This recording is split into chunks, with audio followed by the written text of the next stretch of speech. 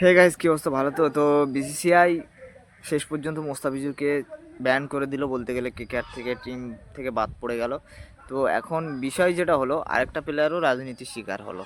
এই রাজনীতি এমন একটা জিনিস যে মানে খেলার মধ্যেও ঢুকিয়ে দিয়েছে আমাদের ভারতে।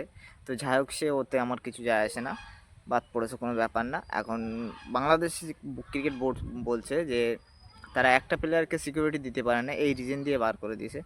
তো আমার যখন 15টা প্লেয়ার আবার যাবে বিশ্বকাপ খেলতে, তখন কিভাবে সিকিউরিটি দেবে? তো সেই হিসেবে মানে বাংলাদেশ বোর্ড মানে আইসিসির কাছে মানে ইমেল করেছে যে আমাদের মানে যে খেলার মেনুগুলো আছে সেগুলো সব ইন্ডিয়া আছে, মুম্বাই যে কলকাতায় মাঠে আছে।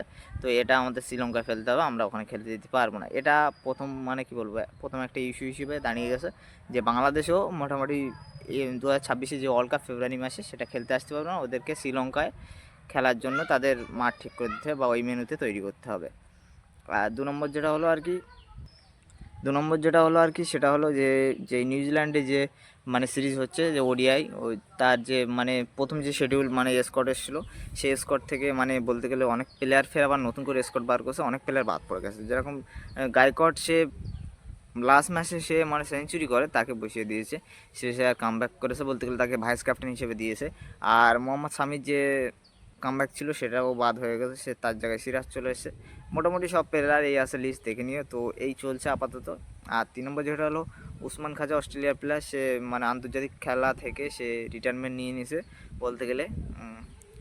আর কি বলবো, তো খেলার জায়গায় না থেকে রাজনীতি চলে গেছে। সরি, একটু নাকের প্রবলেম।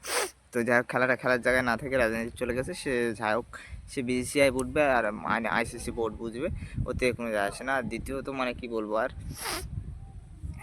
রাজনীতির শিকার অনেক প্লেয়ারই হচ্ছে। তো দিনের পর দিন আর কিছু বলার নেই। তো এই কিছু আপডেট ছিল তোমাদের দিয়ে দিলাম। তো দেখা হচ্ছে পরে ভিডিও। আমার চ্যানেল সাবস্ক্রাইব করো ততক্ষণ।